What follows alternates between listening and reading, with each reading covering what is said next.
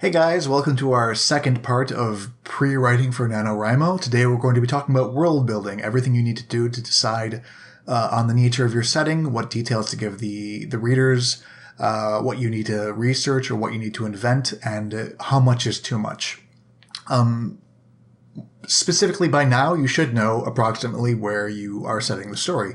If you have a beat sheet down, you know maybe more specifically where the story is going to take place, what kind of locations it's going to be in, and maybe even a little bit about the world itself. Maybe your story is taking place in the real world, in which case most of your setting building is going to be actually research. You're going to go on Wikipedia or to the library or wherever it is you go to find things out, and you're going to actually learn things about the place where you're setting your story. Google Maps is a great resource. Go ahead, look at it, see where the actual streets intersect, see what kind of businesses are around the areas where your story takes place, the city where your stories take place.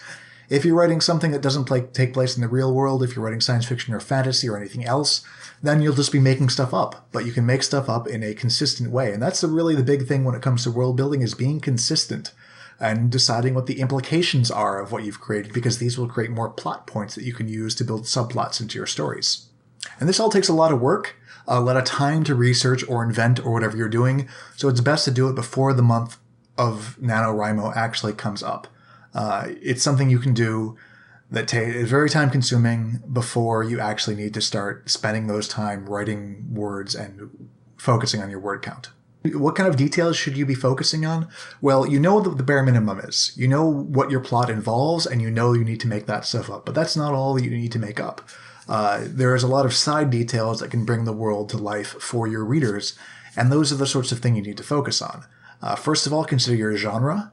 Your genre may inform you of what you need to create, because that's what your readers expect. If you're writing fantasy, you need to decide how, magic or dragons or monsters or whatever else it is you have in your book, how that works.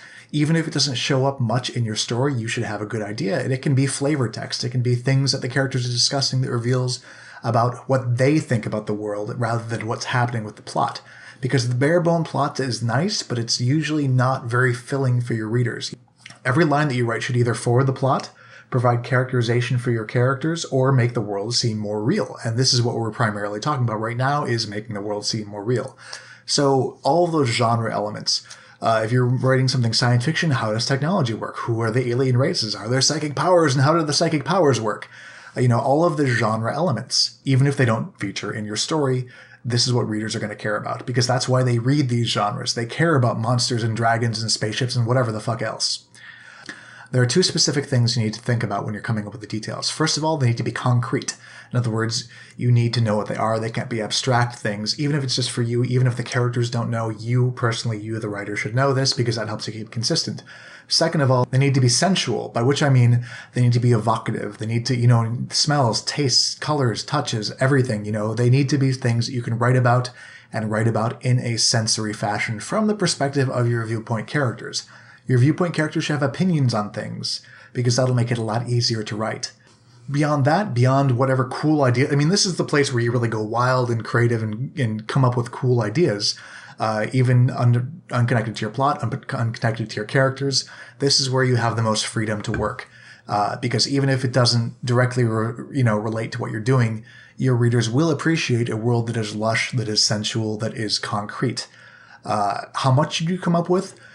Err on the side of too much, but not, too much.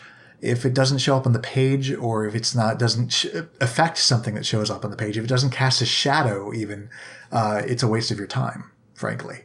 There is a danger with world building where you get more focused on the activity of world building and it turns into a form of procrastination. So you don't want to do that, and frankly, that's one of those you'll know it when you see it kind of things. So generally speaking, you want to have enough. And how much of enough is depends on you and your voice and your style. But what's important is to record these things in an efficient manner. Don't just brainstorm and then trust yourself to remember it, because you won't. I speak from painful experience here. At the very simplest, have a notebook. Jot down your ideas. Use a Word doc. Something you can search. Something you can look for keywords. Google Keep is pretty effective. Note-keeping, Evernote. I use Scrivener. Scrivener has a great platform for recording things. You can organize it pretty well, but just have something that works for you.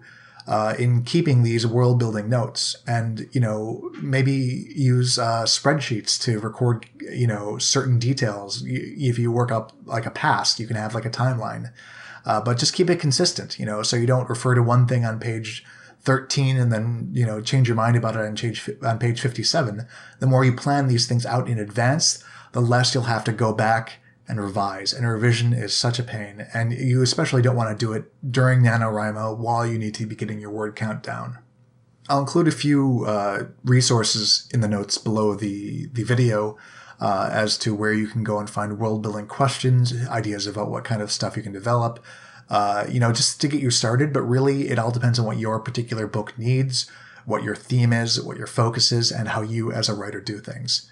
And that's world building, that's this video. Next week, we'll be talking about characterization and what you need to know about your characters before you get started, and more importantly, what characters you need to have in addition to your protagonist and antagonist, and how to orchestrate them into a wonderful, beautiful bouquet of dysfunctional harmony.